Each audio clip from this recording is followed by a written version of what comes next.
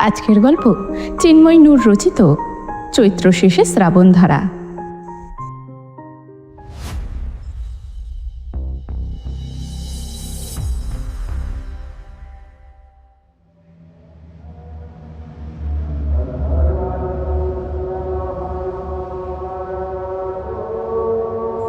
ফজরের ওয়াক্তে তুরাকের ঘুম ভাঙে। চারপাশ তখনও গাঢ় অন্ধকারে ঢাকা। ছাতিয়ানি গ্রামে বহু বছর ধরে আজান হয় না, কোনো মসজিদের মিনার থেকে ধ্বনি ভেসে আসে না। কিন্তু ভোরের স্নিগ্ধতায় বহু দূরের কোনো গ্রাম থেকে অতি ক্ষীণ স্বরে আজানের সুর ভেসে আসছে। তুরাকের মন আজ আর কাজা নামাজ করতে চায় না। সে উঠতে যাবে, অমনি অনুভব করল চৈতি এখনো তার বুকের ওপর মাথা রেখে গভীর ঘুমে আচ্ছন্ন। তুরাক ভাবল চৈতিকেও ডেকে তুলবে, দুজনে একসাথে আজ ফজরের নামাজটা পড়ে নেবে। কিন্তু চৈতিকে ডাকার আগেই তুরাকের কান খাড়া হয়ে ওঠে। বাইরে কোথাও শুকনো পাতার ওপর মচমচ শব্দ হচ্ছে। তুরাকের কান খুব প্রখর। প্রথমে ভাবল হয়তো মনের ভুল বা কোনো জানোয়ার, কিন্তু পরক্ষণে ফিসফিস করে মানুষের কথা বলার অস্পষ্ট শব্দ কানে আসে। মানুষ? এই বাড়িতে এই সময় বাইরের মানুষ আসার কথা নয়।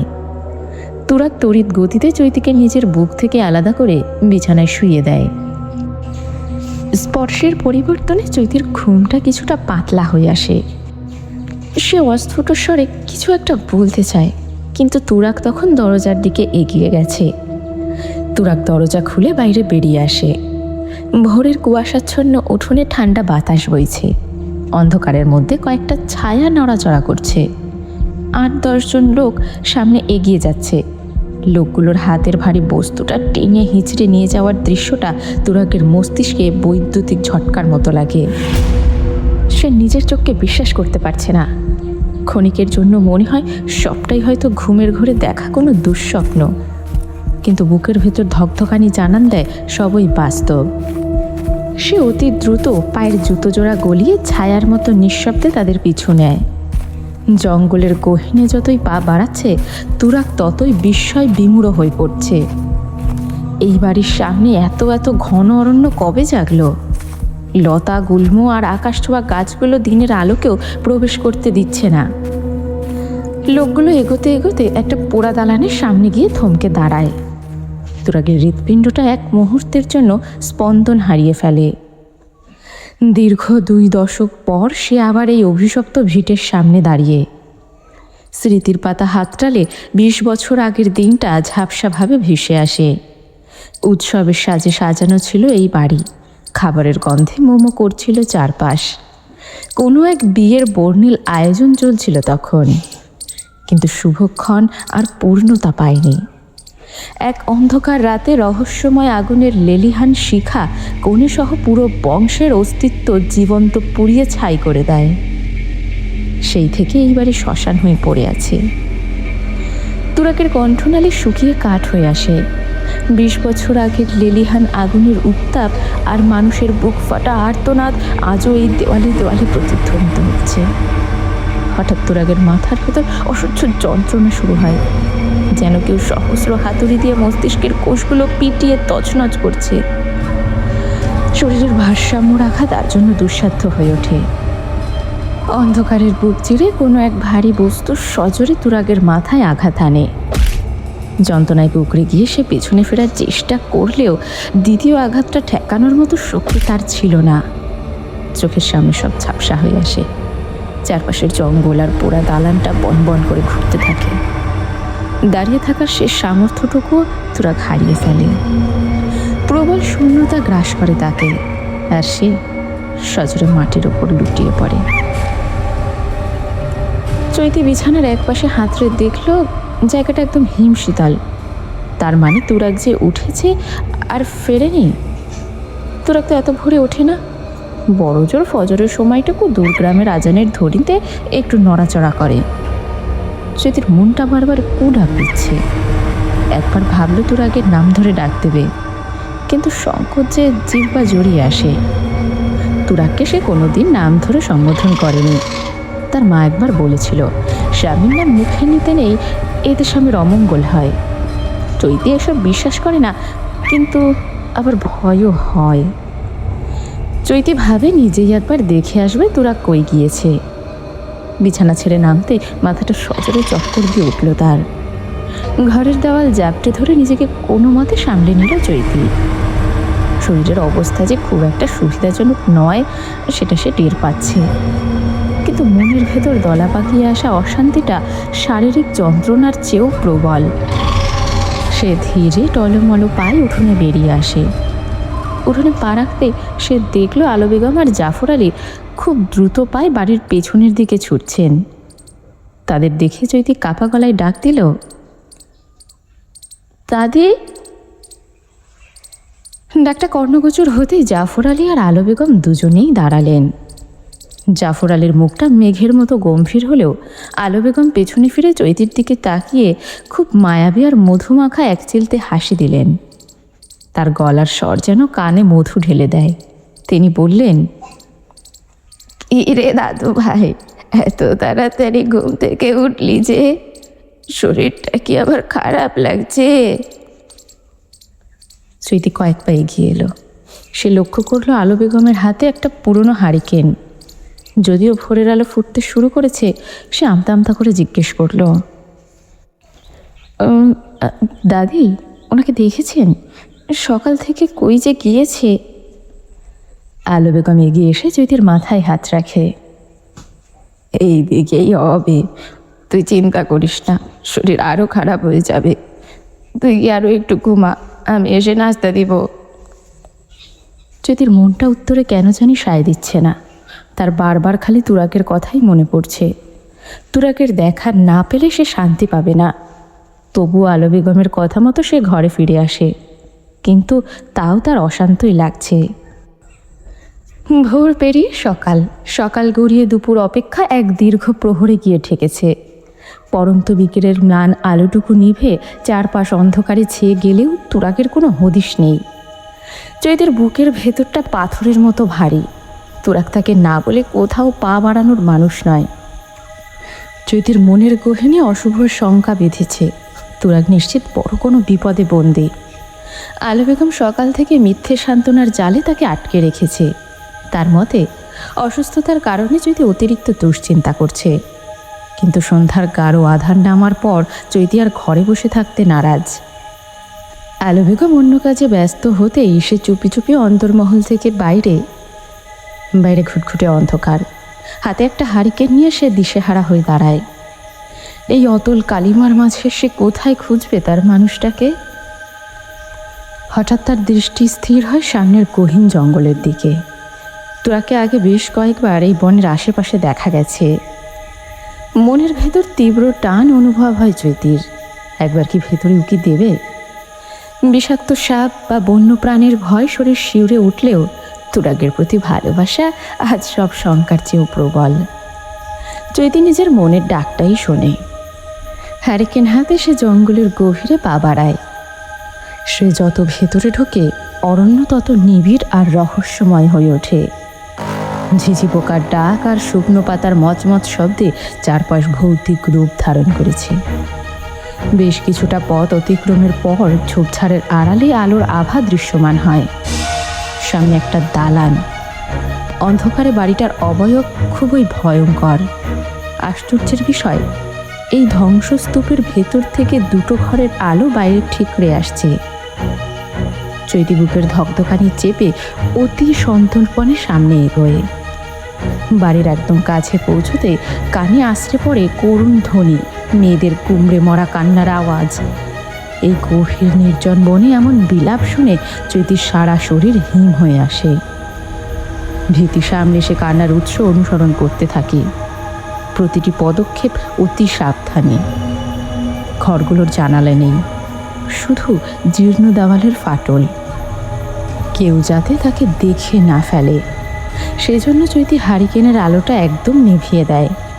দেওয়ালের ফাটল দিয়ে ভেতরে উকি দিতেই চৈতি শিরদাঁড়া দিয়ে বরফ শীতল স্রোত প্রবাহিত হয়।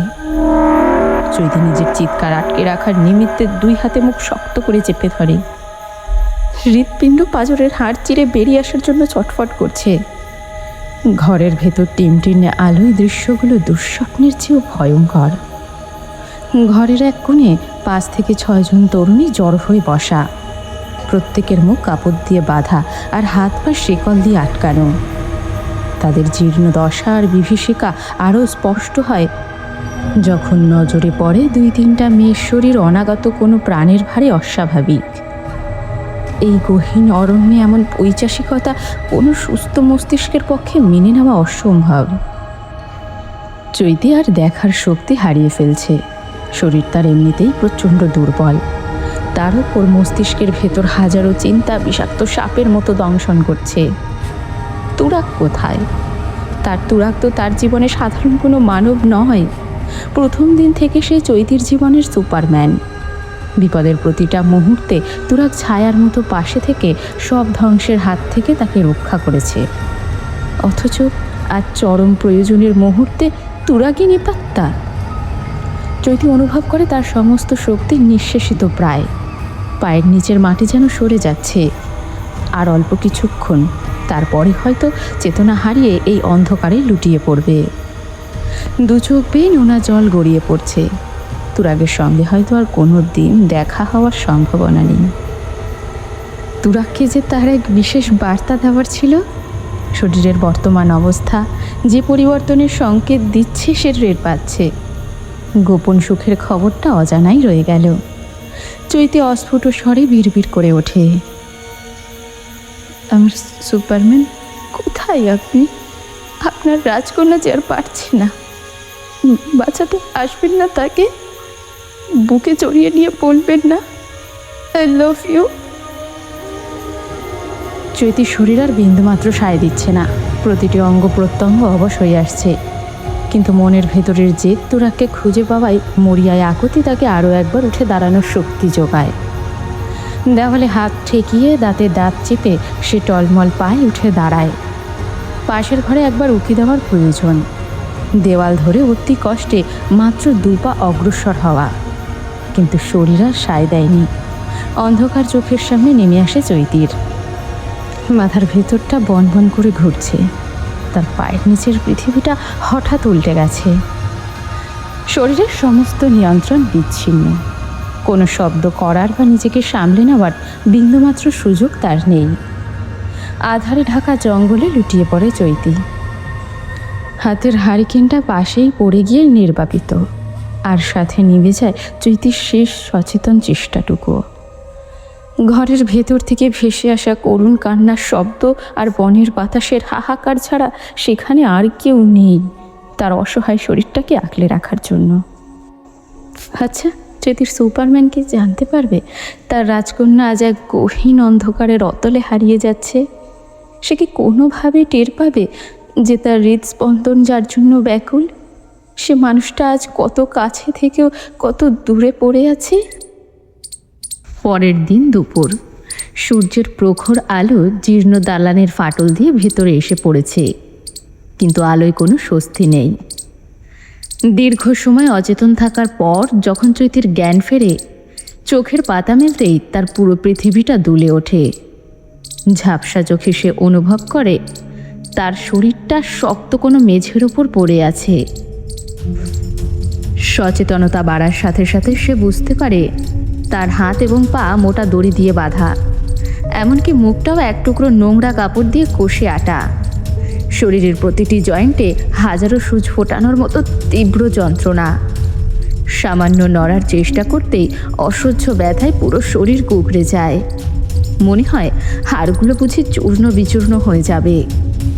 চৈতি প্রাণপণ চেষ্টা করে চিৎকার করার। ভেতর থেকে এক বুক আর্তনাদের কারণে কেবল করুণ গঙ্গানি ছাড়া আর কিছুই বের হয় না। রুদ্ধ শব্দটা গুমুট ঘরের বাতাসে প্রতিধ্বনিত হয়ে আবার তার কানেই ফিরে আসে। অদূরেই শোনা যায় জুতার কর্কশ শব্দ। কেউ একজন ধীর স্থির পায়ে তার দিকেই এগিয়ে আসছে। চৈতি আতঙ্কে চোখ বড় বড় করে ছায়ার দিকে তাকায়। দরজার চৌকাঠে দাঁড়িয়ে থাকা অবয়বটা যখন আলোর বিপরীতে স্পষ্ট হয়, চৈতির হৃৎপিণ্ড এক মুহূর্তের জন্য থেমে যায়। আলো বেগম। হাতে এক বাটি গরম দুধ আর মুখে পরিচিত মায়াবী হাসি। কিন্তু হাসিতে আজ কোনো মাতৃত্ব নেই, আছে কেবল হিংস্রতা। তিনি চৈতির পাশে বসে মাথায় হাত বুলিয়ে দিতে দিতে বিড়বিড় করে বলেন, খুব কষ্ট হচ্ছে মা।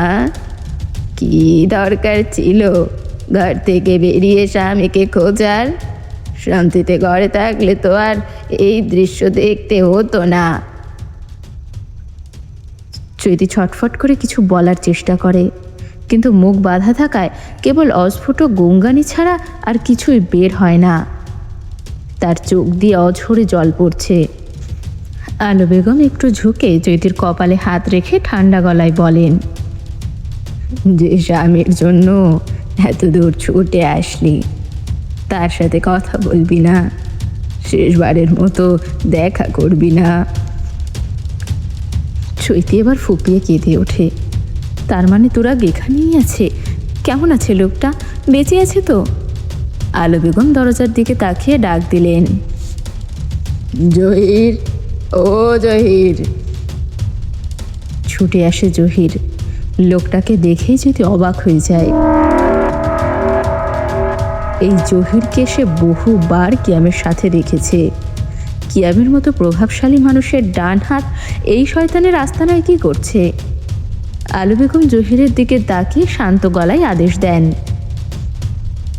যা তো, ওকে ওর স্বামীর কাছে নিয়ে যা, একটু মেলামেশা করুক শেষ বেলায়। জহির কোনো দয়ামায়া ছাড়াই চৈতির চুল মুঠো করে ধরে হিড় হিড় করে টেনে নিয়ে যাওয়ার চেষ্টা করে। ব্যথায় চৈতির প্রাণ বেরিয়ে যাওয়ার উপক্রম। জহির যখন দেখে চুল ধরে টেনে বেশি দূর নেওয়া যাচ্ছে না, তখন সে চৈতির হাত ধরে এমনভাবে টানতে শুরু করে মনে হচ্ছে শরীর থেকে হাতটা আজ আলাদাই হয়ে যাবে। জহির চৈতিকে হিড় হিড় করে পাশের একটা অন্ধকার স্যাঁতস্যাঁতে ঘরে নিয়ে যায়। চৈতির শরীর আর সায় দিচ্ছে না। চেতনার শেষ বিন্দুটুকুও নিভে আসছে। জ্ঞান হারানোর ঠিক আগে সে চোখের কোণ দিয়ে যা দেখে তাতে তার আত্মা কেঁপে ওঠে। ঘরের মেঝের ওপর আধমরা হয়ে পড়ে আছে তুরাগ আর ইমতিয়াজ। তুরাগের শক্তিশালী শরীরটা আজ রক্তাক্ত ও নিস্তেজ। জহির অবজ্ঞার সাথে চৈতিকে তুরাগের পায়ের কাছে ছুঁড়ে ফেলে দিয়ে কর্কশ গলায় বলে, এই নে, এই যে তোর স্বামী, শেষ যা কথা আছে কইয়ালা। বলেই জহির সশব্দে দরজাটা বন্ধ করে বাইরে থেকে শেকল তুলে দেয়। দরজা বন্ধ হওয়ার কয়েক সেকেন্ডের মধ্যেই তুরাগ আর ইমতিয়াজ নিজেদের চোখ মেলে তাকায়। তুরাগের নিস্তেজ হয়ে পড়ে থাকা ছিল স্রেফ অভিনয়। ইমতিয়াজকে ঘুমের ঔষধ দেওয়া হলেও ভোরের দিকেই তার রেশ কেটে গিয়েছিল, কিন্তু পরিস্থিতির গুরুত্ব বুঝে সেও লাশের মতোই পড়ে থাকে। এতক্ষণ তারা কেবল চোখের ইশারায় একে অপরের সাথে কথা সেরে নিচ্ছিল। চৈতিকে ওভাবে মেঝেতে ছুঁড়ে ফেলে দিতে দেখে তুরাগের বুকের ভেতরটা দুমড়ে মুচড়ে যাচ্ছিল। জহির বেরিয়ে যেতেই তুরাগ ঘামাগুড়ি দিয়ে চৈতির কাছে ছুটে আসে। অগোছালো রক্তাক্ত শরীরে সে তার রাজকন্যাকে জড়িয়ে ধরে। তুরাগ নিজের কাঁপা কাঁপা হাতে চৈতির মুখের বাঁধনটা দ্রুত খুলে দেয়। তারপর দুই হাতের তালু দিয়ে চৈতির মুখটা আগলে ধরে বিষণ্ণ গলায় বলে, আপনার লগে আর সংসার করা হইল না রাজকন্যা।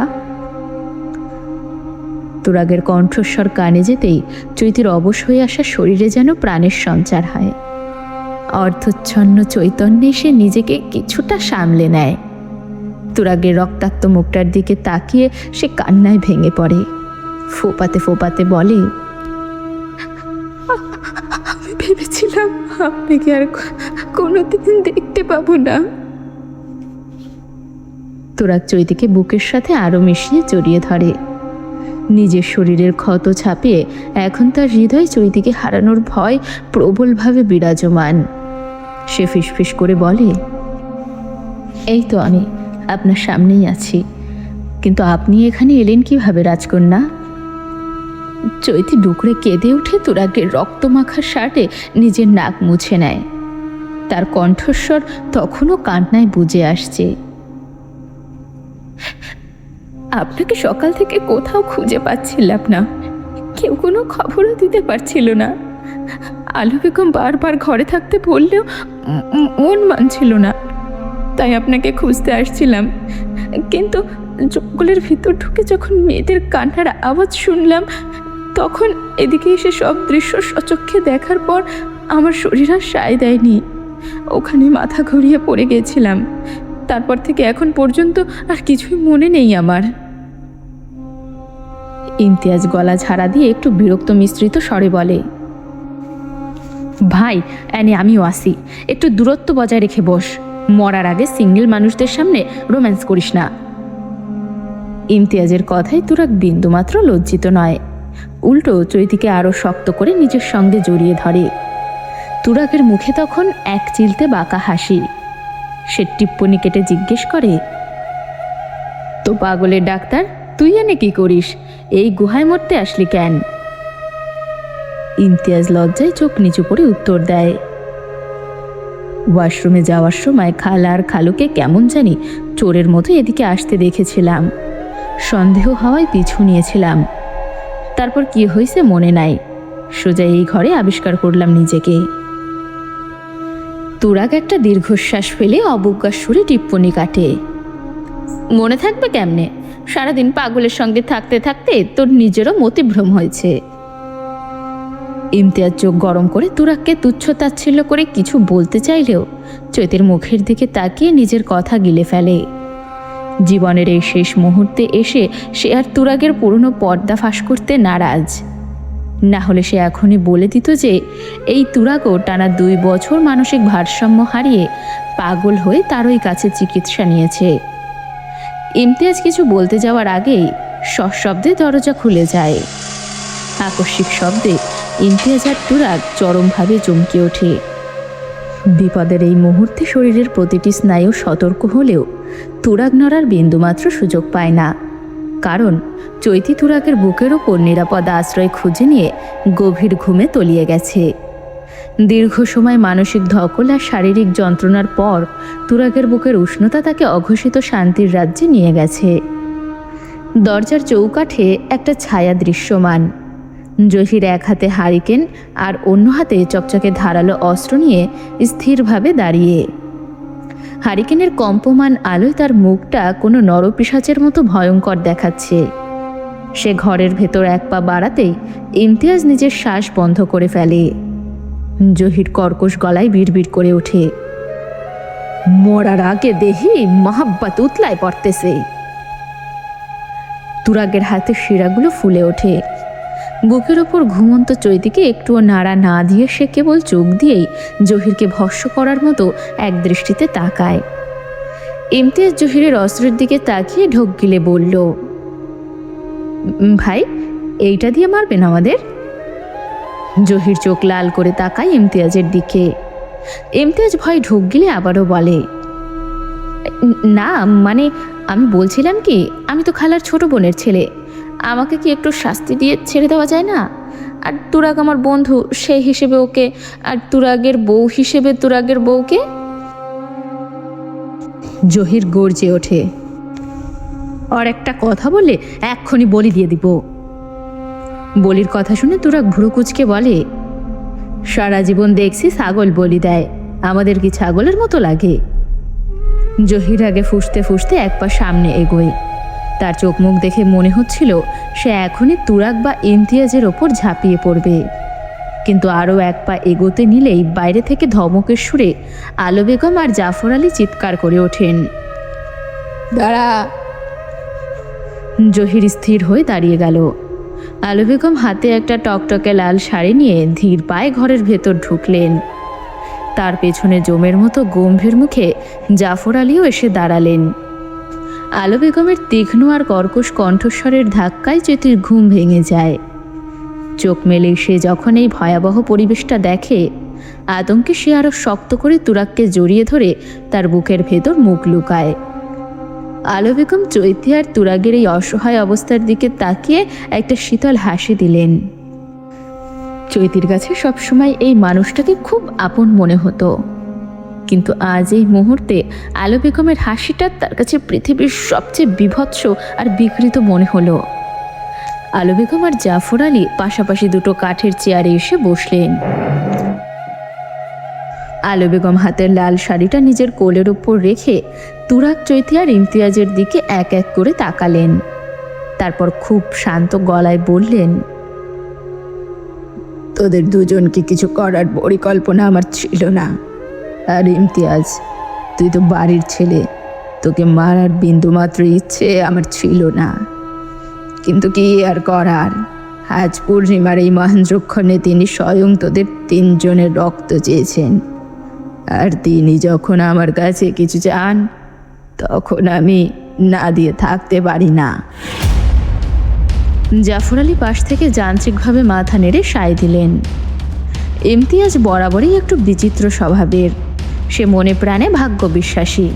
তার মতে কপালে যা আছে তা হবেই, তাই অহেতুক ভয় পেয়ে লাভ নেই। এই চরম পরিস্থিতিতে সে মনের কৌতূহল সামলাতে না পেরে প্রশ্নটা করেই বসল, খালা, তিনি আসলে কে? আমরা কি মরার আগে একবার তার দেখা পেতে পারি? আলো বেগম ঘর কাঁপিয়ে অট্ট হাসি হাসলেন। হাসি থামিয়ে তীক্ষ্ণ গলায় বললেন, তিনি আমার খোদা। তিনি আমাকে ছাড়া আর কাউকেই দেখা দেন না। তোদের মতো পাপীদের চোখের সামনে তিনি আসবেন না। ইমতিয়াজ মুখ গোমরা করে বিড়বিড় করে বলল, এ আবার কেমন খোদা যে শুধু আপনার সাথেই দেখা করে? আমাদের সাথে দেখা করলে কি জাত যাবে? ইমতিয়াজের এই আগলা কথা আলো বেগমের সহ্য হচ্ছে না। তিনি চোখ গরম করে রাগী দৃষ্টিতে ইমতিয়াজের দিকে তাকালেন। চাহনি এতটাই ভয়ঙ্কর ছিল যে ইমতিয়াজ সঙ্গে সঙ্গে মুখ টিপে চুপ হয়ে গেল। আলো বেগম এবার তার দৃষ্টি ফেরালেন চৈতি আর তুরাগের দিকে। তুরাগ, তুই তো আমার নাতি। তোর দাদা আর আমি তোকে অনেক যত্ন করে বড় করেছি। সেই সময় তুই কিছু জিজ্ঞেস করবি না? তুরাগ মেঝেতে চোখ নিবদ্ধ করে রাখলো। আলো বেগমের দিকে তাকাতেও তার এখন তীব্র ঘৃণা হচ্ছে। এই মানুষ দুটির ভেতর যেমন পৈশাসিক রূপ লুকিয়েছিল তা সে কল্পনাও করেনি। অথচ একটা সময় এদের সে নিজের দাদা দাদির আসনে বসিয়ে শ্রদ্ধা করত। তুরাগ দীর্ঘশ্বাস ফেলে নিচু কিন্তু দৃঢ় গলায় বলল, মারবেন তো রাতেই, তাই না? হাতে তো অনেক সময়। অন্তত ইতিহাসটা বলে যান। আমাদের রক্ত দিয়ে কার তৃষ্ণা মেটাচ্ছেন সেটা তো জানা দরকার। আলো বেগম আবারও শীতল হাসি হাসলেন। তারপর জাফর আলীর দিকে তাকিয়ে বললেন, তখন আমি ছিলাম নামকরা গায়িকা।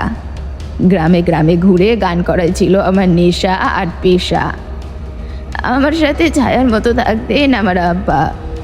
কিন্তু যেদিন আমি প্রথমে এই বাড়িতেই পা রাখি, সেদিন আব্বা ছিলেন না আমার সাথে। জাফরের বড় ভাইয়ের মেয়ের বিয়ে ছিল। টানা 4 দিনের গান বাজনার আসর। এই বিশাল রাজপ্রাসাদের সমতুল্য বাড়ি দেখে আমি তো থমকে গিয়েছিলাম। এত বড় ভিটে এর আগে কখনো দেখিনি। প্রথম দিনের গান শেষে খাবার টেবিলে এক সুদর্শন পুরুষ আমার গানের খুব প্রশংসা করলেন। তার নাম জাফর আলী। তখন আমার বয়স মোটে 18। এত সুন্দর পুরুষের আগে কখনো দেখিনি। তার উপর আবার আমার এত প্রশংসা। প্রথম দেখাতেই আমি আমার নামটা ওনাকে বলে বসলাম। 4 দিনের সেই আসরে আমাদের বহুবার দেখা হলো, কথা হলো, মনে লেনদেন হতো, সময় লাগলো না। আমাদের প্রেম তখন টইটম্বর। জাফর মাঝে মাঝেই আমাদের গ্রামে চুপি চুপি দেখা করতে যেত। আমাদের প্রেমের যখন 3 মাস, তখন বাড়ি থেকে আমার বিয়ের প্রস্তাব এলো। আমি সোজাসুজি না করে দিলাম। আমার আব্বা আমার কোনো কথা ফেলতেন না, কারণ তখন পুরো সংসারটা চলতো আমার গানের রোজগারে। আমার মুখ কাচুমাচু দেখে আব্বা কারণ জানতে চাইলেন। আমি ওনার সব কথা খুলে বললাম। আব্বা একটু খুশি হলেন। তিনি নিজে বিয়ের প্রস্তাব নিয়ে এই বাড়িতে আসবেন এ কথাও বললেন। আব্বা এসেছিল না, কিন্তু আমার ভালোবাসাই আমার জীবনের কাল হয়ে দাঁড়ালো। আব্বা যখন জাফরের পরিবারের কাছে আমাদের বিয়ের প্রস্তাব নিয়ে এই বাড়ির উঠোনে দাঁড়ালেন, তখন গ্রামে একটা মেলার উৎসব চলছিল। ওনার পরিবার আর গ্রামের মাতব্বরেরা মিলে আমার আব্বাকে পুরো গ্রামের মানুষের সামনে অপমান করলো। তারা আমার চরিত্র নিয়ে নোংরা কথা চড়ালো, বলল আমি নাকি গ্রামে গ্রামে ঘুরে পরপুরুষদের সাথে রাত কাটাই। এমনকি গ্রামের মহিলারাও আমার আব্বাকে উপহাস করে তাকে পতিতার বাপ বলে গালি দিল। সম্মানী মানুষ ছিলেন আব্বা, সেই অপমান সইতে পারেননি। মেলা থেকে ফিরে রাতে আমাদের বাড়ির উঠোনের আম গাছে গলায় দড়ি দিলেন তিনি।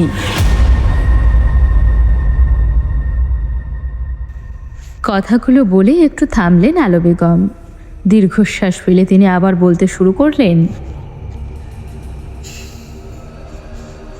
বাবা মারা যাওয়ার পরও আমার গান বন্ধ করার উপায় ছিল না। বাড়ি তিনটে বোন, মাথার ওপর ছায়া দেওয়ার মতো কোনো পুরুষ বলতে কেউ নেই। তার উপর আম্মা তখন 2 মাসের অন্তঃসত্ত্বা। শোক কাটিয়ে ওঠার আগে পেটের দায় আবার পথে নামতে হলো। জাফরের সাথে যোগাযোগ করার কোনো ইচ্ছে ছিল না। চলতে থাকলাম নিজের মতো করে। কিন্তু কদিন গভীর রাতে গানের আসর থেকে ফেরার পথে দেখলাম ধবধবে সাদা পাঞ্জাবি পরা এক মুরব্বি রাস্তার ধারে পড়ে আছেন। নির্জন পথে আমি একাই ফিরতাম। মায়া লাগলো, ওনাকে পানি খাওয়ালাম। আমার ব্যাগে রাতের খাবার ছিল, সেটাও ওনাকে দিলাম। খাবার পর মুরব্বি জানালেন তিনি নাকি 3 দিন ধরে কিছু খাননি।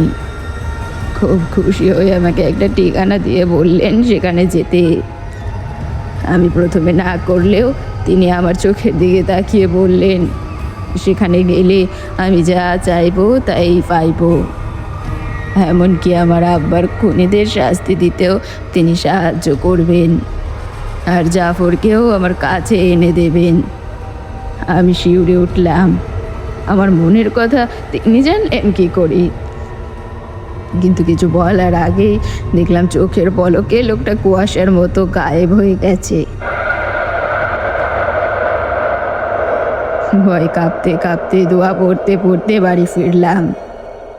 কিছুদিন পর আবারও সেই মুরব্বিকে একইভাবে রাস্তার ধারে পড়তে থাকতে দেখলাম। এবারও আমি তাকে খাবার পানি দিলাম, কিন্তু সেবার তিনি আর আমাকে ফেলে গেলেন না। একরকম টেনে নিয়ে গেলেন তার বাড়িতে। তার বাড়ির ভেতরে ঢুকে যা দেখলাম তা দেখে আমার কলিজা শুকিয়ে গেছে। চারিদিকে জড়িয়ে জেটিয়ে আছে ছোট বাচ্চাদের কঙ্কাল আর কাচের বয়ামে রাখা 5-6 মাসের বাচ্চাদের ভ্রূণ। দুর্গন্ধে আমার বমি চলে এলো। তিনি আমাকে তার ঘরে নিয়ে একটা কুচকুচে কালো পাথর দেখিয়ে বললেন, এই পাথরের কাছে যা চাইবো তাই পাবো, কিন্তু বিনিময়ে তাকে 3 থেকে 5 মাসের ভ্রূণ দিতে হবে। আমি চিৎকার করে উঠলাম, রাজি হলাম না। জাফরকে পাওয়ার লোভও তখন তুচ্ছ মনে হচ্ছিল, কিন্তু তিনি যখন বললেন আমাকে অমরত্ব দান করবেন এবং তার জন্য টানা 40 বছর প্রতি বছর একটা করে ভ্রূণ দিতে হবে, আমি তখনও বিশ্বাস করিনি। চলে আসার সময় তিনি অভিশাপের মতো বললেন, আমার এবারও বোন হবে, আর বোন হওয়ার সময় আবার মা মারা যাবে। বিশ্বাস করিনি তখনও, কিন্তু ঠিক 8 মাস পর যখন আমার ছোট বোনটা হলো আর মা সত্যি মারা গেল, তখন আমার সারা শরীর কেঁপে উঠল। আমার খোদার ওপর তখন বিশ্বাস জন্মালো। সে রাতেই এক অজানার টানে পাগলের মতো ছুটে গেলাম খোদার কাছে। আমি যখন ওনার কাছে ফিরে গেলাম, দেখলাম তিনি আমার অপেক্ষার মতোই বসে আছেন। 1 বছর ধরে সে নির্জন ঘরে বসে আমি শিখলাম কালা জাদু আর মানুষকে বশ করার বিদ্যা। জগৎটা আমার কাছে বদলে গেল।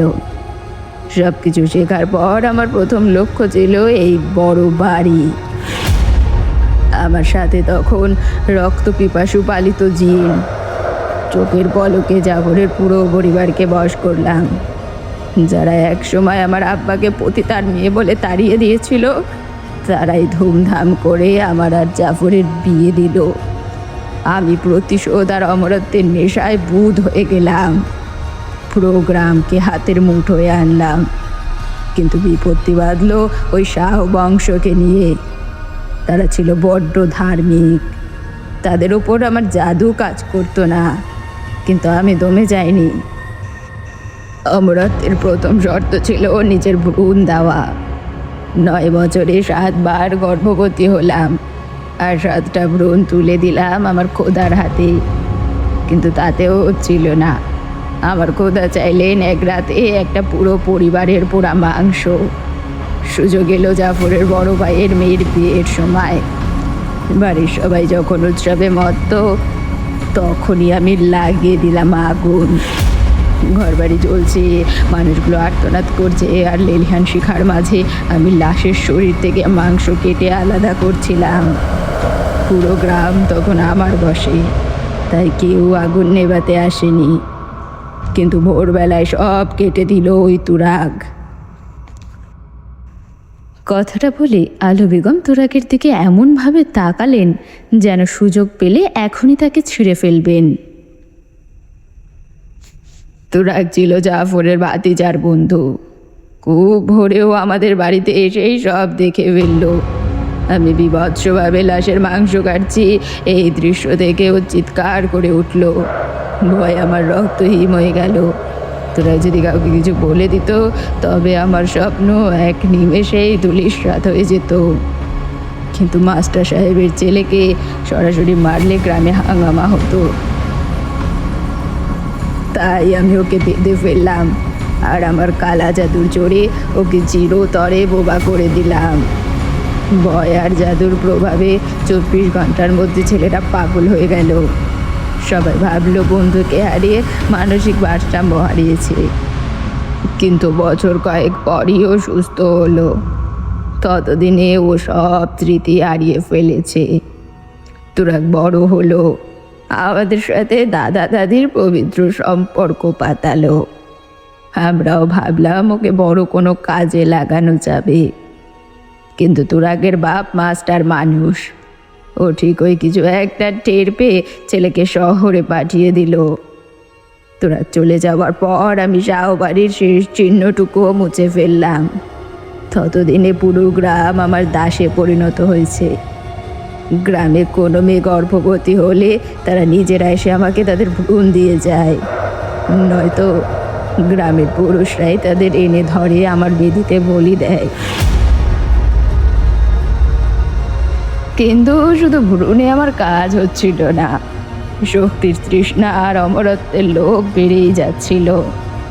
তাই ধীরে ধীরে পুরো ছাতিয়ানি গ্রামটাকে বাইরের দুনিয়া থেকে একদম আলাদা করে ফেললাম। এমন এক অদৃশ্য দেওয়াল তুললাম যে সরকারের খাতায় এই গ্রাম থাকলেও বাস্তবে এর কোনো অস্তিত্ব রইল না। কেউ কাজ যারা এখানে আসতো না, আর যারা আসতো তারা আর কোনো দিন ফিরে যাওয়ার সুযোগ পেত না। শুরুতে বছরে একটা করে নারীর ভ্রূণ দিতাম। ভ্রূণ নেওয়ার পর মা এমনিতেই মরে যেত। তাদের লাশগুলো আবর্জনার মতো জঙ্গলে ফেলে দিতাম। কিন্তু আমার খোদা আরও ভ্রূণ চাইতে লাগলো। পেঁয়াজ বাড়লো, সাথে বাড়লো আমার খরচ। এই বিশাল সাম্রাজ্য চালাতে তো কারি কারি টাকা দরকার। গ্রামের মানুষকে বসে রাখা, পুলিশ প্রশাসনকে অন্ধ করে রাখা, টাকা ছাড়া কিছুই হয় না। তাই শুরু করলাম এক নতুন ব্যবসা। যাদের দেহ থেকে আমি ভ্রূণ নিতাম, তাদের শরীরের দামি দামি অঙ্গ প্রত্যঙ্গ কেটে বের করে নিতাম। কিডনি, লিভার, চোখ, সব কিছুরই তো বাজারে আগুন দাম। বাইরে আমার লোক ফিট করা ছিল। এই দুনিয়াটা বড় লোভী। লোভের কাছে মানুষ তারা বিবেক, ধর্ম সব পানির দরে বিক্রি করে দেয়। এমনকি বড় বড় সরকারি হাসপাতালে ডাক্তার আর নার্সরাও আমার এই কারবারে হাত মেলালো। আমি তাদের তাজা অঙ্গ প্রত্যঙ্গ দিতাম, আর বদলে তারা আমাকে টাকার নিরাপত্তার নিশ্চয়তা দিত। তারা ভালো অঙ্কের ভাগ পেত, আর আমি নিতাম পুরো লাভের 25%। চৈতি আর সহ্য করতে পারল না। সে নিজের 2 হাত দিয়ে কান চেপে ধরে আর্তনাদ করে উঠল। চুপ করুন, দয়া করে আর একটা কথাও বলবেন না, আর একটাও না। ভয় আর ঘৃণায় তার শরীর রিড়ি করে কাঁপছে। সে তুরাগকে শক্ত করে জড়িয়ে ধরে ভাঙা গলায় বলল, ওনাকে চুপ করতে বলুন প্লিজ, আমি আর শুনতে পারছি না, ওনাকে যেতে বলুন এখান থেকে। চৈতির মানসিক বিপর্যয় দেখে আলো বেগমের মুখে এক পৈশাসিক তৃপ্তির হাসি ফোটে। তিনি চেয়ার থেকে উঠে দাঁড়ালেন। এই দৃশ্যটাই তিনি উপভোগ করতে চেয়েছিলেন। শাড়ির আঁচলটা কাঁধে তুলে নিয়ে তিনি শান্ত কিন্তু তীক্ষ্ণ গলায় বললেন, ঠিক আছে মা, এখন তবে চুপ করলাম। রাতে যখন তিনি আসবে তখন এসে বাকি ইতিহাসটুকু বলবো। এই দুরাগ, তোর বউকে বলিস নিজেকে তৈরি রাখতে, আজ রাতে তার ভূমিকাটা কিন্তু অনেক বড়।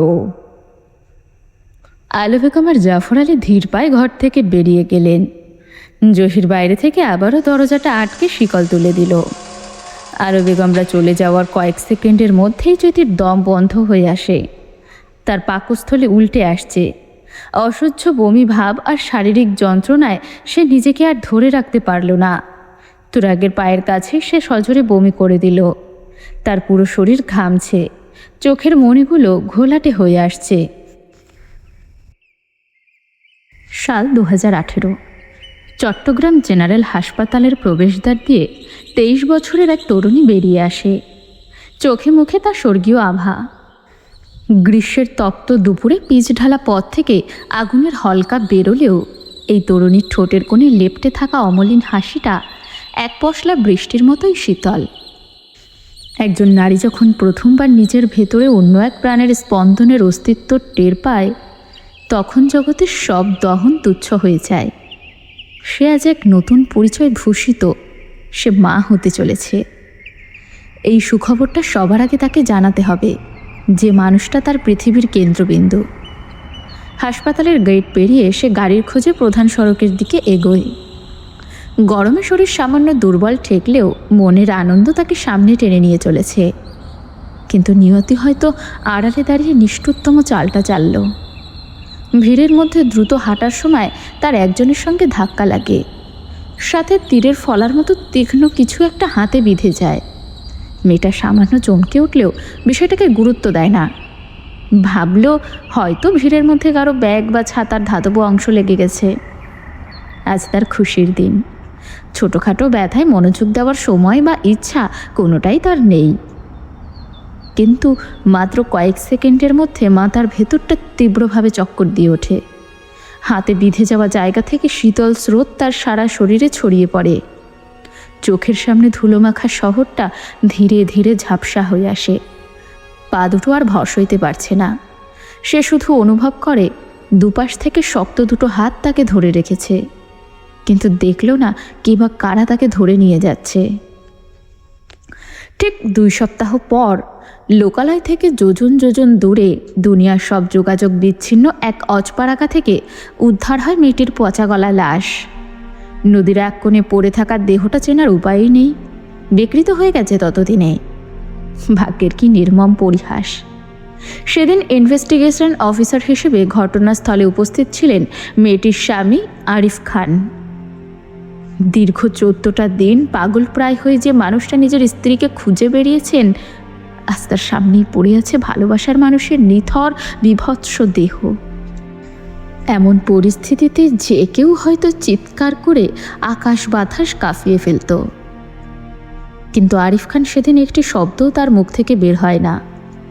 নিজের হাতে পরম যত্নে স্ত্রীর দেহটা সাদা কাপড়ে মুড়িয়ে হাসপাতালের মর্গে পাঠিয়ে দেন।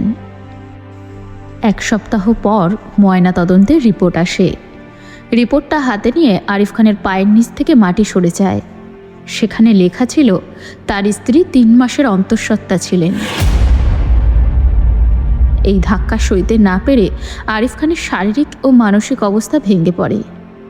দীর্ঘ 1 বছর তিনি চাকরি থেকে ছুটিতে ছিলেন, কিন্তু এই ছুটি ছিল শুধু লোক দেখানো।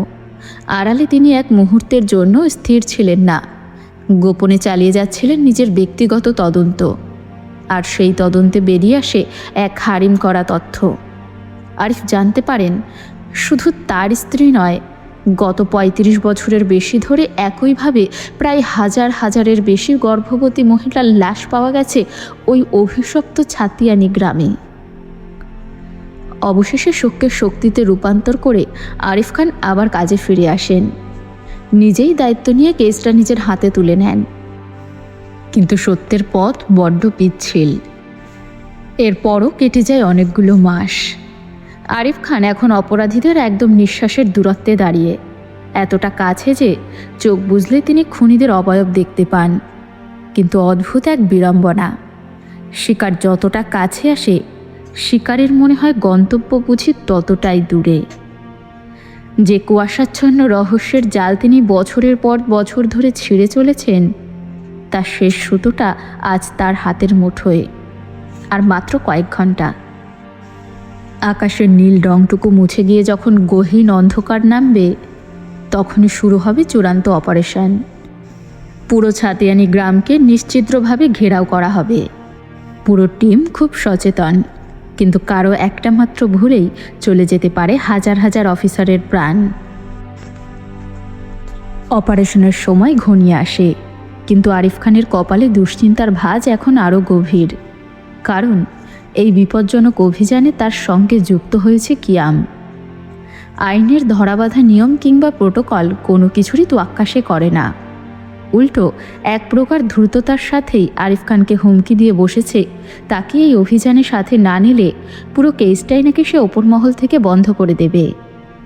আরিফ খান পেশায় দক্ষ অফিসার হলেও ক্ষমতার এই মারপ্যাচে এক প্রকার নিরুপায় হয়েই কিয়ামকে সাথে নেওয়ার অনুমতি দিয়েছেন। কিন্তু তার মাথার ভেতর একটা প্রশ্ন বারবার হাতুড়ি পেটা করছে, একজন প্রভাবশালী চেয়ারম্যানের এই মৃত্যুকূপের অভিযানে আসার রহস্য কী? অন্ধকার যত ঘনীভূত হচ্ছে, ছাতিয়ানি গ্রামের চারপাশের বাতাস ততই গুমোট আর ভারী হয়ে উঠছে। ঘড়ির কাঁটা প্রতিটা মুহূর্ত অতিক্রমের সাথে সাথে আরিফ খানের হৃদস্পন্দনের গতিও তীব্রতর হচ্ছে। তার নির্দেশ পাওয়া মাত্রই নিস্তব্ধ নিঝুম রাতের বুক নিঃশব্দে অবস্থান নিয়েছে শত সহস্র পুলিশ অফিসার। পুরো গ্রামটি এখন অদৃশ্য জালে আষ্টে পৃষ্ঠে বন্দী। প্রতিটি প্রবেশপথ আর প্রতিটি অলিগলি পুলিশের কড়া পাহারায় অবরুদ্ধ। আরিফ খান গত কয়েক মাস ধরে এই গ্রামের প্রতিটি ধূলিকণা নিয়ে নিবিড় গবেষণা চালিয়েছেন। কোন বাড়িতে কার বসবাস, কার পেশা কী, সবই এখন তার নখদর্পণে। কিন্তু সব কিছুর কেন্দ্রবিন্দুতে এসে বারবার একটা নামই তার মস্তিষ্কে প্রতিধ্বনিত হচ্ছে, আলী বাড়ি। পুরো গ্রামের মধ্যে এই বাড়িটিই সবচেয়ে রহস্যময়। সুউচ্চ দেওয়াল আর প্রাচীন আমলের বিশাল ফটক দিয়ে ঘেরা এই অট্টালিকা। গ্রামের সাধারণ মানুষ এই বাড়িতে আনাগোনা বেশি। আরিফ খানের ষষ্ঠ ইন্দ্রিয় বারবার সতর্কবার্তা দিচ্ছে, এই পাষাণ দেওয়ালের ওপাশেই লুকিয়ে আছে সব রহস্য। এখানেই হয়তো সংগঠিত হতে যাচ্ছে শেষ মুহূর্তের চূড়ান্ত লড়াই। আরিফ খান জ্যাকেটের ভেতর থেকে ওয়াকিটকি বের করে অত্যন্ত নিচু স্বরে নির্দেশ প্রদান করলেন, পজিশন 1 রিপোর্ট। ওপাশ থেকে ঝিঝি পোকার ডাক ছাপিয়ে যান্ত্রিক খসখসে শব্দে উত্তর ভেসে এলো, সব ক্লিয়ার স্যার। বাড়ির ভেতর একটা জঙ্গল আছে, আর বাড়িতে দেখে মনে হচ্ছে কেউ নেই। আরিফ খান এক পলক কিয়ামের দিকে দৃষ্টিপাত করলেন, তারপর গভীর মুখে বললেন, আপনি প্রস্তুত তো চেয়ারম্যান সাহেব? কিয়াম প্যান্টের পকেটে হাত ঢুকিয়ে বাঁকা হাসি দিয়ে বলল, আমি সর্বদা প্রস্তুত অফিসার। নিঝুম রাতে নিস্তব্ধতা চিরে ঝিঝি পোকার একঘেয়ে ডাক চারপাশের পরিবেশকে আরও বেশি গা ছমছমে করে তুলেছে। জঙ্গলের ভেতরে বাতাসের শোষ শব্দ যেন কোনো অতৃপ্ত আত্মার দীর্ঘশ্বাস। জঙ্গলের পেছনের অন্ধকার ঘরটিতে এখন কেবল মৃত্যুর হিমশীতল নীরবতা আর পৈশাচিকতার আবেশ। ঘরের এক কোণে তুরাগার ইমতিয়াজকে পিঠ মোড়া করে শক্ত দড়িতে একত্রে বেঁধে রাখা হয়েছে। তুরাগের সারা শরীর ব্যথায় অবশ, কিন্তু তার চেয়েও বড় যন্ত্রণা তার চোখের সামনে ঘটে যাওয়া দৃশ্যগুলোর তীব্রতা। আলো বেগমের লোকগুলো পশুর মতো আচরণ করছে। ইমতিয়াজ বারবার বন্ধনমুক্ত হওয়ার চেষ্টা করলেও দড়ির বাঁধন কেবল তার চামড়া কেটে গভীরে বসে যাচ্ছে। ঘরের মাঝখানে চৈতিকে বসিয়ে রাখা হয়েছে। আলো বেগম জোরপূর্বক তার অঙ্গে জড়িয়ে দিয়েছেন লাল টকটকে শাড়ি। চৈতির ফর্সা মুখটা আতঙ্কে নীল হয়ে গেছে। সে প্রাণপণে চিৎকার করছিল, সাহায্যের জন্য আর্তনাদ করছিল, কিন্তু তার আকুতি যাতে প্রকোষ্ঠের বাহিরে না পৌঁছয় সেজন্য জহির অত্যন্ত নিষ্ঠুরভাবে একটা নোংরা কাপড় তার মুখে কষে বেঁধে দিয়েছে। চৈতির চোখে নোনা জল নোংরা কাপড় ভিজিয়ে গাল বেয়ে গড়িয়ে পড়ছে। তার ডাগর চোখের করুণ চাহনি এখন তুরাগের দিকে স্থির। সে কথা বলতে পারছে না, কিন্তু তার চোখগুলো চিৎকার করে বলছে, আমাকে বাঁচান। তুরাগ দাঁতে দাঁত চেপে সেই দৃশ্য অবলোকন করছে। তার হাতের শিরাগুলো ক্রোধে ফেটে যাওয়ার উপক্রম। মেঝের ওপর পড়ে থাকা ইমতিয়াজ পাশ থেকে ফিসফিস করে তুরাগকে বলল, ভাই, আমার পকেটে মোবাইল আছে। তুরাগের তখন জান কবজ হওয়ার উপক্রম। ওর মন চাইছিল ইমতিয়াজকে মাথায় তুলে একটা আছাড় মারতে, কিন্তু হাত পা শক্ত করে বাঁধা থাকায় কেবল চোখে আগুন ঝরিয়েই ক্ষান্ত হতে হলো।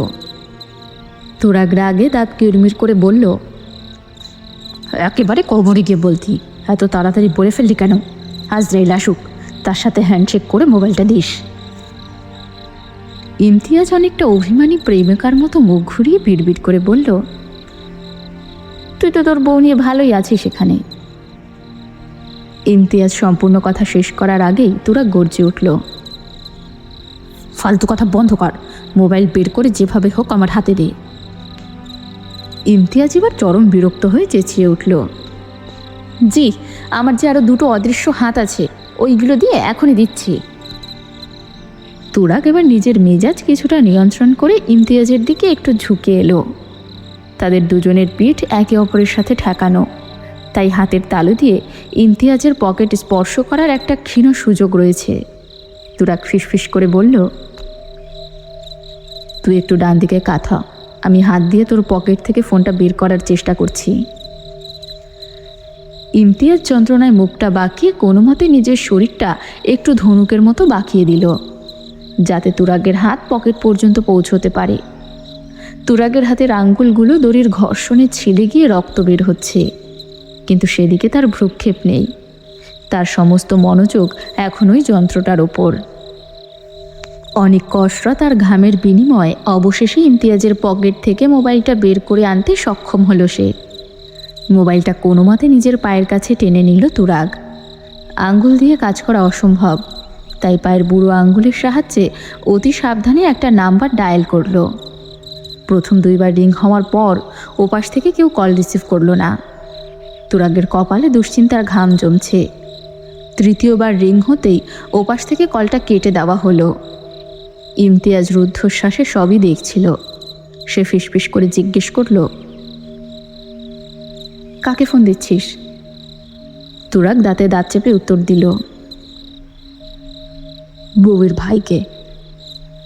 ইমতিয়াজ অবাক হয়ে বলল, শালা তো ফোন ধরে না, কেন ধরে না?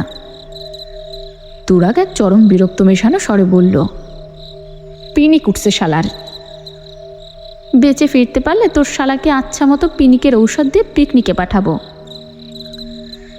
ইমতিয়াজ বিড়বিড় করে বললেও তুরাগ তার কোনো উত্তর দিল না। তুরাগ অপলক দৃষ্টিতে তাকিয়ে আছে চৈতির দিকে। লাল শাড়ি পরা মেয়েটার ফর্সা মুখটা কান্নায় ফুলে গেছে। চোখের জল নোংরা কাপড়ের বাঁধন ছাপিয়ে গাল বেয়ে গড়িয়ে পড়ছে। তুরাগ ইচ্ছে করেই ওর চোখের দিকে তাকালো না, কোনো কথা বলছে না। চৈতির ওই আকুল চাহনি আর কান্নার আওয়াজ শুনলে তার বুকের ভেতরটা দুমড়ে মুচড়ে যাবে। যেটুকু সাহসের সঞ্চয় করে সে এখনো স্থির হয়ে আছে, চৈতির সাথে কথা বললে সেই বাঁধ হয়তো ভেঙে যাবে। নিজেকে শক্ত রাখার এটাই এখন তার একমাত্র উপায়, চুপ করে থাকা। এমন সময় বাহিরে চারজোড়া পায়ের শব্দ ভেসে এলো। ঘরের তালা খোলার কর্কশ শব্দ হলো। একে একে ভেতরে ঢুকলো চারজন। সবার আগে ঢুকলো সাদা জুব্বা পরা এক লম্বাকৃতি বৃদ্ধ লোক। তার পেছনে আলো বেগম, পাশে জাফর আলী, আর সবার শেষে জহির। জহিরের হাতে জলজল করছে একটা দীর্ঘ আর ধারালো তলোয়ার, অন্য হাতে একটা কাচের বড় বোতল। মরণপণ এই পরিস্থিতিতেও ইমতিয়াজের স্বভাবজাত ফাজলামি গেল না। সে জহিরের হাতের সেকালি তলোয়ারের দিকে তাকিয়ে ভ্রুকুচকে অবাক হওয়ার ভান করে বলল, শরীরে কি কোনো রাজার সেনাপতির আত্মা ভর করেছে নাকি ভাইয়া আপনার? হাতে তলোয়ার নিয়ে তো মনে হচ্ছে ডাইরেক্ট পানিপথের যুদ্ধে নামবেন। জহির কথা বলল না, মনে হলো তার কথা বলা নিষেধ। সাদা জুব্বা পরা বৃদ্ধ তুরাগ আর ইমতিয়াজের দিকে এক পলক তাকিয়ে নিচু গলায় জাফর আলীকে উদ্দেশ্য করে বললেন,